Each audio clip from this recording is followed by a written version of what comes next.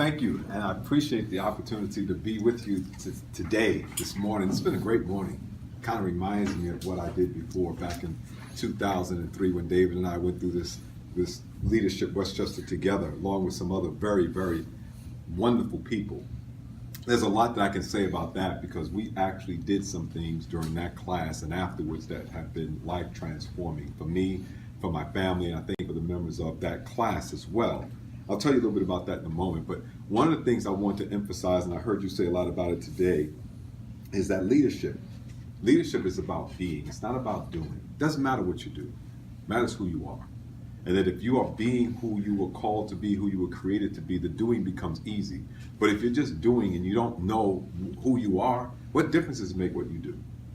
It really makes no difference at all. And so let me share with you what my personal mission statement is, because that drives everything that I do. My personal mission statement is very simple. It's less than 30 seconds. It tells you exactly who I am, and what I do becomes very easy to understand. I'm the best man doing the best ministry as an ambassador and a disciple of Christ to help sinners work out their soul salvation and to encourage believers so that they can strengthen their Christian walk. Now, everything that I do, if it doesn't fit into that paradigm, I will not do it. I don't care if somebody offered me $1 million a week, I will not do it because it's not who I am. And I've learned that because I've done some things before that did not fit into that paradigm and they don't work out. And I've done some things that actually did fit into that paradigm and they didn't work out. But it's okay because I know who I am.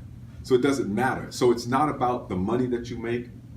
I've had very good jobs. I've had very good opportunities. I've worked in careers, as David says, taken me to a lot of different places.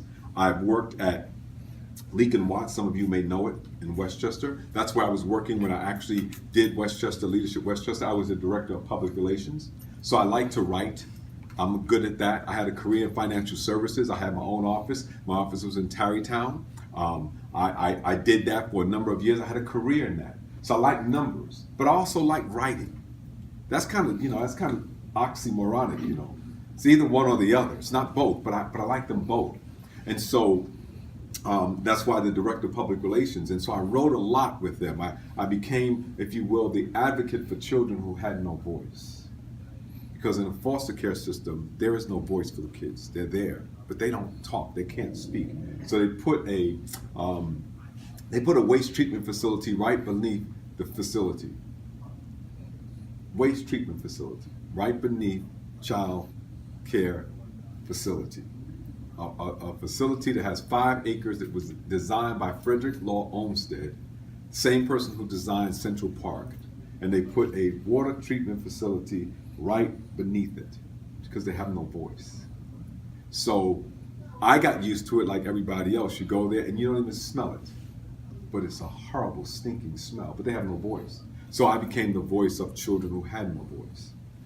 It wasn't intentional, but it's where the Lord led me. And I always preface what I say with the Lord because I think that I'm doing His work. And so wherever I go, whatever I do, I'm going according to His will. Left there and I asked the question, Lord, what am I going to do now? What am I going to do now? And so I started consulting, and I do that pretty well, and I was doing okay. But then I got a telephone call, and I was sharing this with Valerie. I got a telephone call from the Southern Baptist Convention. Now, those of you who know that's the religious right. You see them on television a lot.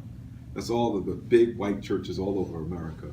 It's particularly in the South, in Alabama, Mississippi, Louisiana, all of those places. Well, they called me and said, Loren, we saw your resume. We think you'd make a great addition to our team. We're in the church finance ministry.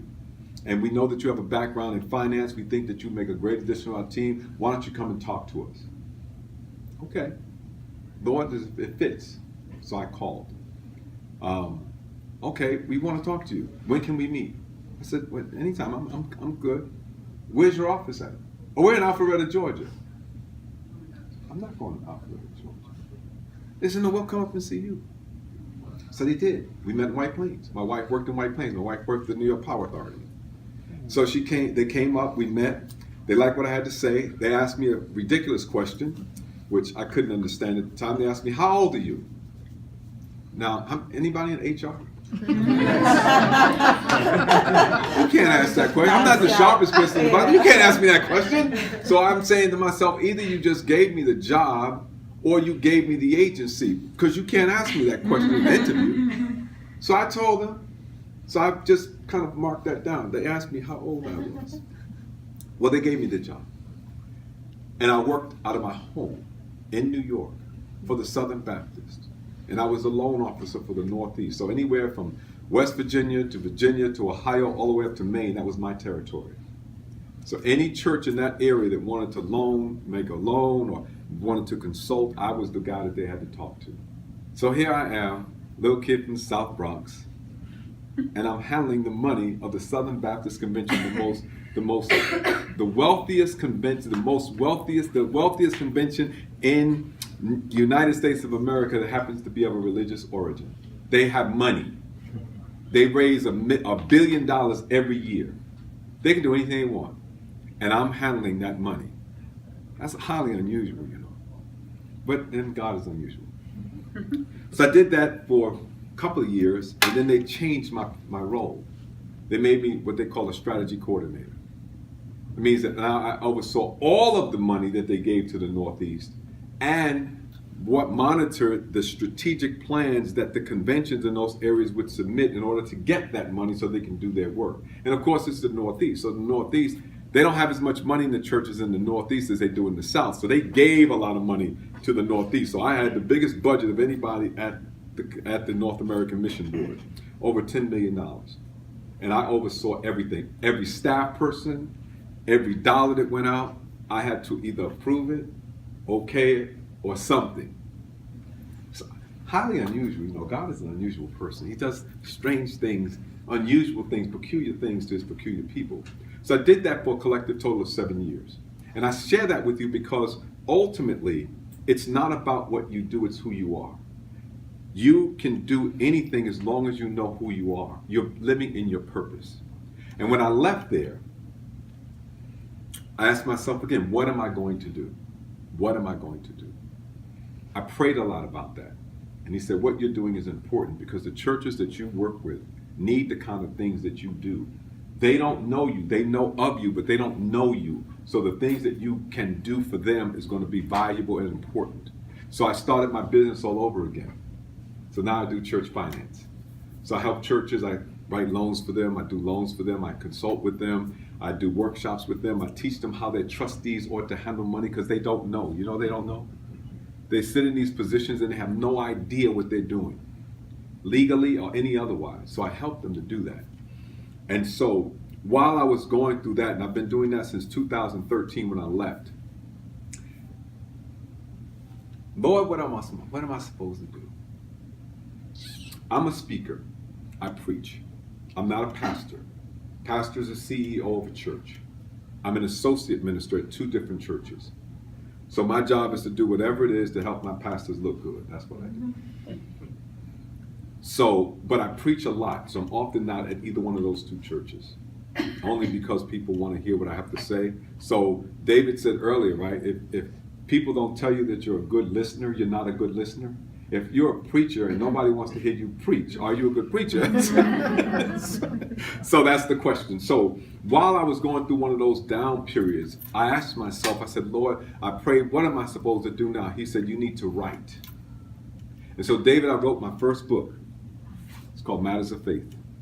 So I wrote my very first book.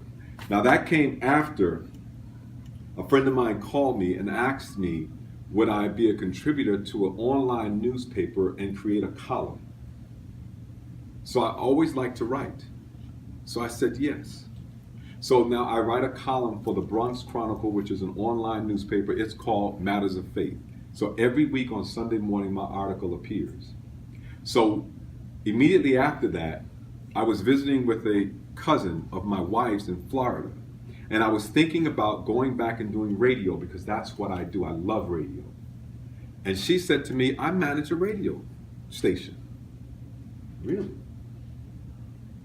Weird. She says, online. I said, no kidding. She says, why don't you come on and be my guest? She didn't know I was thinking about this. She had no idea. So I went on and became as a guest. And I went on her show about 5 times. And every time I went on, her ratings went up. She said, you need to do your own show. And I'm saying, do I want to do my own show? Because that means I have to study, I have to prepare every single week. That's work, right? That's work. I don't want to work. I want to do good, but I don't want to work. So I thought about it, and the Lord said, but that's what you said you wanted to do, isn't it? You said you wanted to write. You said you wanted to do it. You want to influence people. You want to listen to people, to hear what they're saying. And you want them to listen to you so that you can help them to grow. That's your purpose, isn't it? So what could I say? Yes. So every Monday night, I do a radio show. Write this article for the Bronx Chronicle that appears on Sunday morning. And whatever I write about, that's what I talk about. So it made it a little easier for me. And if I'm preaching on Sunday, I will preach whatever I wrote about and whatever I'm going to talk about on Monday. So it kind of makes it kind of pull it all together. And I'm telling you all of these things only for one purpose, and that purpose is that if you understand who you are and what your reason for living is and what your purpose in living, everything tends to work together. And you know one thing I'm not concerned about making money. That was an interesting part of my life. Making money was important because I thought I was going to be a millionaire when I turned 30. And I thought I was well on my way. But money is not that important to me anymore. I need it like everybody else. But it's not as important as I thought it was because, truthfully speaking, every time it looks like there's no way out, money comes to me because I'm living in my purpose. Those needs are always taken care of. I don't know how. I can't explain that to you because I don't know how. But every time it happens, something happens, somebody will call me and say, can you do this or will you do that? And all of a sudden they say, well, I'll pay you. Now, I did go back and get my license, so I'm now licensed again in insurance because one of my friends called me and said, can you help me? Can I help you? Okay, that's part of my purpose. So I helped her and I became licensed because in becoming licensed, then she could pay me for helping her. Is that fair? That's fair, right? Mm-hmm. Fair. So we're doing that. So I'm in a strategic relationship with a friend of mine. She has an agency that she's had for the last 35 years. We met when I was doing insurance many, many years ago. So now I'm helping her and she's helping me. Kind of works out, right? So I'm looking at it because I'm saying, how can I live in this paradigm when I'm the best man doing the best ministry to help sinners work out their soul salvation and to encourage believers so that they can strengthen their Christian walk? How can I do that? How can I be that? And I be that, am that, will do that because of the things that I do because they all fit into that paradigm. You listen because you care. You look and you see because you want to. If you have no desire, if you have no love in your heart, if you don't want to help anybody, you won't listen to them and you won't look to see them. You'll look through them, you'll look past them, you look over them. But if you care about them, then you will hear what they have to say. You will see them as they are and you will meet them right where they are. Doesn't matter whether or not you're the lowest subordinate, because the lowest subordinate oftentimes are the one who needs you the most. And just a kind word can tremendously change their life. Did you ever see the movie What a Woman Wants with Mel Gibson? Yeah. And there was this one girl who was about to kill herself, and she said, nobody knows who I am. They don't see me. And suddenly he could read women's minds. Remember that? Mm-hmm. And she got into his head, and all of a sudden he began to recognize her. But isn't that what we were talking about today? How do you recognize people where they are? When you live in your purpose, you can actually feel people right where they are. You can see them, you can hear them, because your heart is in tune with them. So I encourage you this morning, and that's what I wanted to do, is to be in the moment. How you hear people, how you see people is by being with them. I met a woman and I went to talk with her just about a week or so ago. She had just gotten out of the hospital.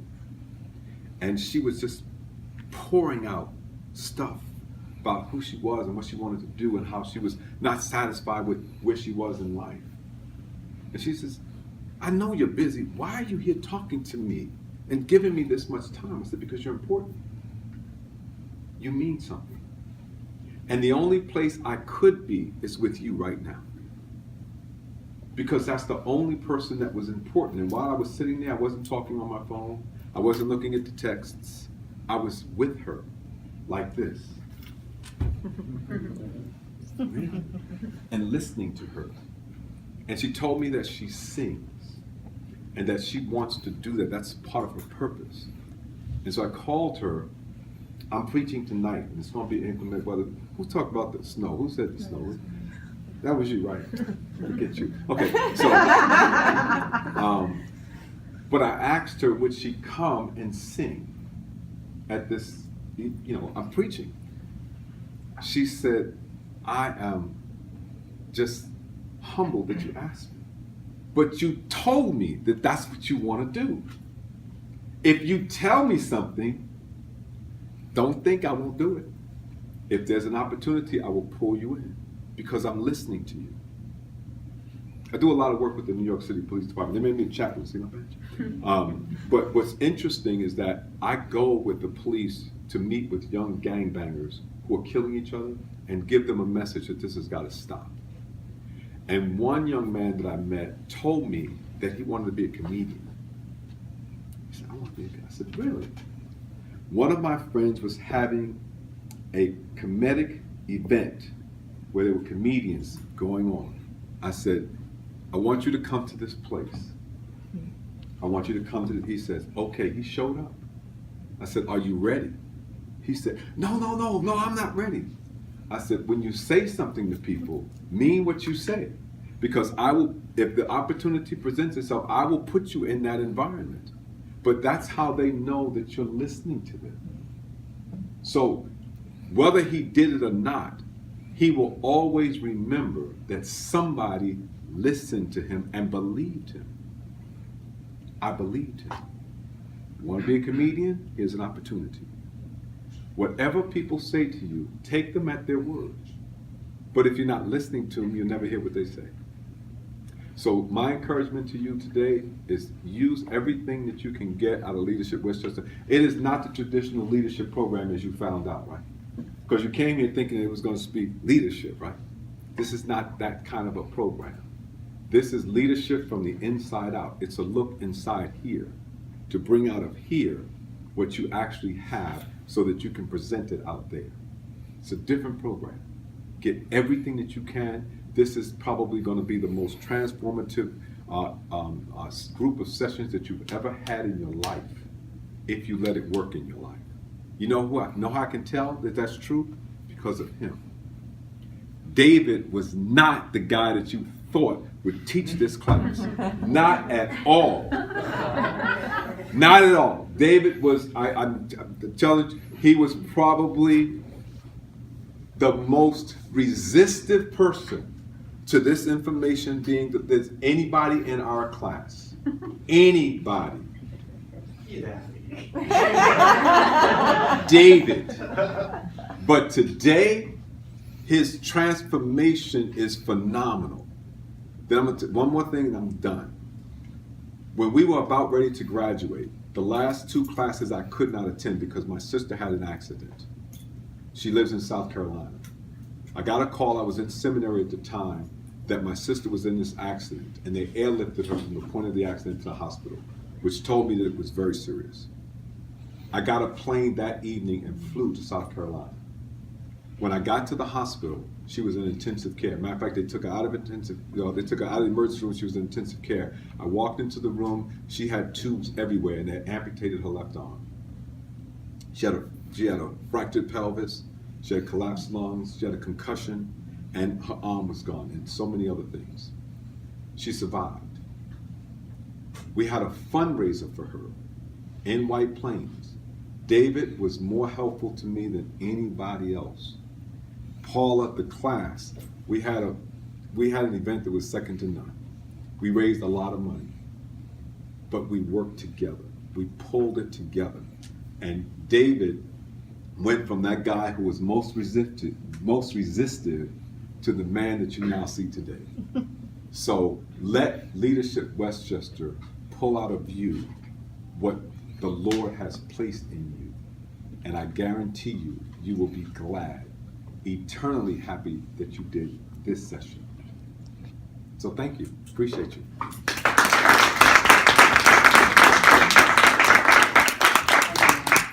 Oh, by the way, Shaw, I gave Shaw 2 of my cards because I don't have enough to go around. He's going.